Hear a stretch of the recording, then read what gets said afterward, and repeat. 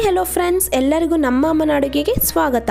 ಇವತ್ತು ನಾನು ಗೌರಿ ಗಣೇಶ ಹಬ್ಬದ ಸ್ಪೆಷಲ್ ಆಗಿ ಹುರ್ಗಡ್ಲೆ ಲಡ್ಡು ಮಾಡೋದು ಹೇಗೆ ಅಂತ ತೋರಿಸ್ಕೊಡ್ತಾ ಇದ್ದೀನಿ. ಇದಂತೂ ತುಂಬ ಸಿಂಪಲ್ ಆಗಿ ಈಸಿಯಾಗಿ ಮಾಡ್ಕೊಬೋದು. 1 ಕಪ್ ಹುರ್ಗಡ್ಲೆ ಇದ್ದರೆ ನಾವು ಈ ಥರ ಲಡ್ಡುನ ಆರಾಮಾಗಿ ಮಾಡ್ಕೊಬೋದು. ತುಂಬ ಚೆನ್ನಾಗಿ ಬರುತ್ತೆ. ಹಾಗೆಯೇ ಕೆಲಸಕ್ಕೆ ಹೋಗೋರು ದೇವ್ರ ನೈವೇದ್ಯಗೆ ಈ ಪ್ರಸಾದಗೆ ಏನಪ್ಪ ಮಾಡೋದಂತ ಯೋಚನೆ ಮಾಡ್ತಾ ಇದ್ದೀರಾ, ಈ ಥರ ಮಾಡಿ ತುಂಬ ಈಸಿಯಾಗಿ ಮಾಡ್ಕೊಬೋದು. ಹಾಗೆ ಟೈಮ್ ಸೇವ್ ಕೂಡ ಆಗುತ್ತೆ. ಈ ಲಡ್ಡು ಮಾಡೋದಕ್ಕೆ ಬೇಕಾಗಿರುವ ಇಂಗ್ರೀಡಿಯೆಂಟ್ಸ್ ನೋಡ್ಕೊಂಬರೋಣ. ಬಾದಾಮಿ ಮತ್ತು ಗೋಡಂಬಿನ ಹತ್ರ ಚಿಕ್ಕದಾಗಿ ಕಟ್ ಮಾಡಿ ಇಟ್ಕೊಂಡಿದ್ದೀನಿ 2 ಟೇಬಲ್ ಸ್ಪೂನ್ ಅಷ್ಟು, ತುಪ್ಪ 4 ರಿಂದ 5 ಟೇಬಲ್ ಸ್ಪೂನ್, ಏಲಕ್ಕಿ ಪುಡಿ 1 ಟೇಬಲ್ ಸ್ಪೂನ್. ಇಲ್ಲಿ ನಾನು ಹುರ್ಗಡ್ಲೆನ 1 ಕಪ್ಪಷ್ಟು ತಗೊಂಡಿದ್ದೀನಿ, ಬೆಲ್ಲ 3/4 ಕಪ್ಪಷ್ಟು ತಗೊಂಡಿದ್ದೀನಿ.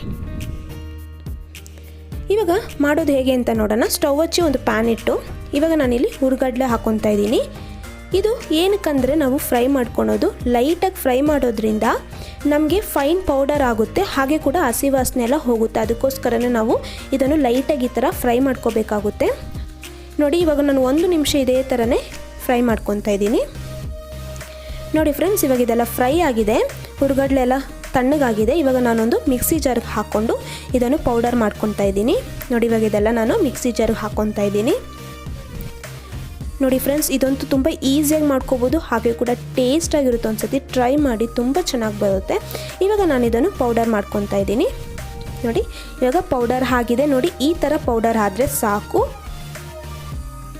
ತುಂಬ ತರಿಯಾಗಿ ಪೌಡರ್ ಮಾಡ್ಕೊಳಕ್ಕೆ ಹೋಗ್ಬೇಡಿ, ಫುಲ್ಲು ಫೈನ್ ಪೌಡರ್ ಮಾಡ್ಕೊಳ್ಳಿ. ಇವಾಗ ನಾನು ಒಂದು ಬೌಲಿಗೆ ಟ್ರಾನ್ಸ್ಫರ್ ಮಾಡ್ಕೊತಾ ಇದ್ದೀನಿ. ನೋಡಿ, ಇದೆಲ್ಲ ಬೌಲಿಗೆ ಹಾಕ್ಕೊತಾ ಇದ್ದೀನಿ. ಇವಾಗ ನಾನು ಇದು ಬೆಲ್ಲ ಬಂದು ಸ್ಕ್ರೇಪ್ ಮಾಡಿ ಇಟ್ಕೊಂಡಿರೋದು, ಇದು ಕೂಡ ಇವಾಗ ಮಿಕ್ಸಿ ಜಾರ್ಗೆ ಹಾಕ್ಕೊಂಡು ಲೈಟಾಗಿ ಸ್ವಲ್ಪ ಪೌಡರ್ ಮಾಡ್ಕೊಳ್ಳೋಣ. ಏನಕ್ಕಂದರೆ ನಮಗೆ ಉಂಡೆ ಕಟ್ಟಕ್ಕೆ ಈಸಿ ಆಗುತ್ತೆ. ಹಾಗೆ ಕೂಡ ನೀರಿನ ಅಂಶ ಎಲ್ಲ ಬಿಡುತ್ತೆ ಬೆಲ್ಲ. ಅದಕ್ಕೋಸ್ಕರನೇ ನಾವು ಈ ಥರ ಮಿಕ್ಸಿ ಜಾರ್ಗೆ ಹಾಕ್ಕೊಂಡು ಪೌಡರ್ ಮಾಡ್ಕೊಬೇಕು. ಇವಾಗ ಇದನ್ನು ಕೂಡ ನಾನು ಮಿಕ್ಸಿಂಗ್ ಬೌಲ್ಗೆ ಹಾಕ್ಕೊತಾ ಇದ್ದೀನಿ.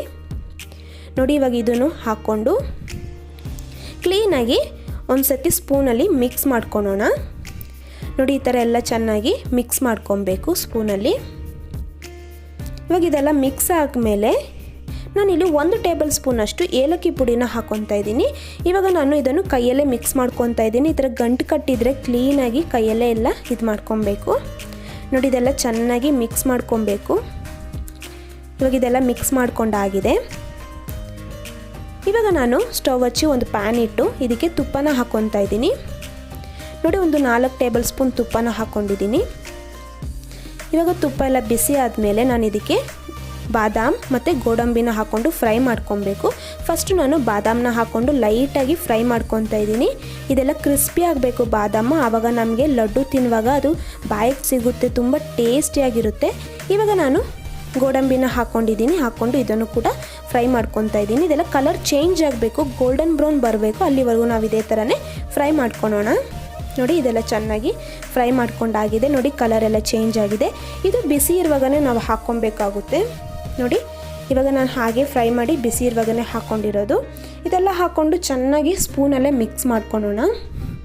ನೋಡಿ, ಇವಾಗ ಚೆನ್ನಾಗಿ ಇದೆಲ್ಲ ಮಿಕ್ಸ್ ಮಾಡ್ಕೊಬೇಕು. ಗಂಟೆ ಏನಾರು ಇದ್ದರೆ ಆ ಸ್ಪೂನಲ್ಲೇ ಕ್ಲೀನಾಗಿ ಇದು ಮಾಡಿಕೊಂಡು ಮಿಕ್ಸ್ ಮಾಡ್ಕೊತಾ ಇದ್ದೀನಿ. ನೋಡಿ ಫ್ರೆಂಡ್ಸ್, ಇವಾಗ ಇದೆಲ್ಲ ಚೆನ್ನಾಗಿ ಮಿಕ್ಸ್ ಆಗಿದೆ. ಇವಾಗ ನಮಗೆ ಉಂಡೆ ಕಟ್ಟೋ ಆಗಿಲ್ಲ. ಅದಕ್ಕೋಸ್ಕರ ನಾನು 2 ಟೇಬಲ್ ಸ್ಪೂನ್ ತುಪ್ಪನ ಬಿಸಿ ಮಾಡಿಕೊಂಡು ಹಾಕ್ಕೊಂಡಿದ್ದೀನಿ. ನೋಡಿ, ಇದೆಲ್ಲ ಚೆನ್ನಾಗಿ ಮಿಕ್ಸ್ ಮಾಡಿಕೊಂಡ್ರೆ ಇವಾಗ ನಮಗೆ ಉಂಡೆ ಕಟ್ಟೋದಕ್ಕೆ ಈಸಿ ಆಗುತ್ತೆ. ಇವಾಗ ನೋಡಿ, ಇದೇ ಥರನೇ ಎಲ್ಲ ಚೆನ್ನಾಗಿ ನಾನು ಮಿಕ್ಸ್ ಮಾಡ್ಕೊಂಡಾಗಿದೆ. ಇವಾಗ ಅದು ಬಿಸಿ ಇರುತ್ತೆ, ಆ ಟೈಮಲ್ಲೇ ಉಂಡೆ ಕಟ್ಟಬೇಕಾಗುತ್ತೆ. ಇವಾಗ ಕೈಯಲ್ಲಿ ಒಂದು ಸತಿ ಚೆನ್ನಾಗಿ ಮಿಕ್ಸ್ ಮಾಡ್ಕೊತಾ ಇದ್ದೀನಿ. ನೋಡಿ, ಇವಾಗ ಕೈಗೆ ನಾನು ತುಪ್ಪನ ಹಾಕ್ಕೊಂಡು ಉಂಡೆ ಕಟ್ಕೊತಾ ಇದ್ದೀನಿ. ನೋಡಿ, ಮೀಡಿಯಮ್ ಸೈಜ್ ಉಂಡೆನೂ ಕಟ್ಕೊಬೋದು, ನಿಮಗೆ ಬೇಕಂದರೆ ದೊಡ್ಡದಾಗೂ ಕೂಡ ಕಟ್ಕೊಬೋದು. ನೋಡಿ, ಇವಾಗ ನಾನು ಮೀಡಿಯಮ್ ಸೈಜ್ ಉಂಡೆ ಕಟ್ತಾ ಇದ್ದೀನಿ.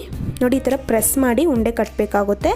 ನೋಡಿ, ಇವಾಗ ಇದೇ ಥರನೇ ಉಂಡೆ ಕಟ್ಟಿ ನಾನು ಎಲ್ಲನೂ ಎತ್ತಿಟ್ಕೊತೀನಿ. ನೋಡಿ ಫ್ರೆಂಡ್ಸ್, ತುಂಬಾ ಚೆನ್ನಾಗಿರುತ್ತೆ, ಟೇಸ್ಟಿಯಾಗಿರುತ್ತೆ. ನೀವು ಒಂದು ಸತಿ ಮನೇಲಿ ಟ್ರೈ ಮಾಡಿ, ಖಂಡಿತವಾಗ್ಲೂ ನೀವೇ ಕಮೆಂಟ್ ಮಾಡ್ತೀರಾ, ಅಷ್ಟು ಚೆನ್ನಾಗಿ ಬರುತ್ತೆ ಟೇಸ್ಟ್ ಮಾತ್ರ. ಹಾಗೆಯೇ ತುಂಬ ಸಿಂಪಲ್ಲಾಗೂ ನಾವು ಮಾಡ್ಕೊಬೋದು, ಹಾಗೆ ಟೇಸ್ಟಿಯಾಗೂ ಇರುತ್ತೆ.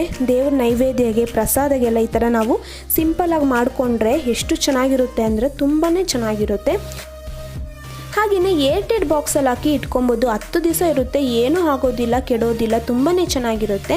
ಇದೇ ಥರ ಈಸಿ ಆ್ಯಂಡ್ ಟೇಸ್ಟ್ ರೆಸಿಪಿ ನಿಮ್ಗೆ ಏನಾದರೂ ಬೇಕು ಅಂತಂದರೆ ಕಮೆಂಟ್ ಮಾಡಿ, ನಾವು ಮುಂದಿನ ವೀಡಿಯೋದಲ್ಲಿ ಅಪ್ಲೋಡ್ ಮಾಡ್ತೀರಿ. ಹಾಗೆ ವಿಡಿಯೋನ ಯಾರು ಸಬ್ಸ್ಕ್ರೈಬ್ ಮಾಡ್ತೀರಾ ನೋಡ್ತಾ ಇದ್ದೀರಾ, ನಮ್ಮ ಅಮ್ಮನ ಅಡುಗೆ ಚಾನಲ್ನ ಸಬ್ಸ್ಕ್ರೈಬ್ ಮಾಡ್ಕೊಳ್ಳಿ. ಹಾಗೆ ಪಕ್ಕದಲ್ಲಿ ಬರುವ ಬೆಲ್ಲೈಕನ್ನ ಕ್ಲಿಕ್ ಮಾಡೋದು ಮಾತ್ರ ಮರಿಬೇಡಿ. ಈ ವಿಡಿಯೋ ನೋಡಿರುವ ಎಲ್ಲ ವೀಕ್ಷಕರಿಗೂ ಧನ್ಯವಾದಗಳು.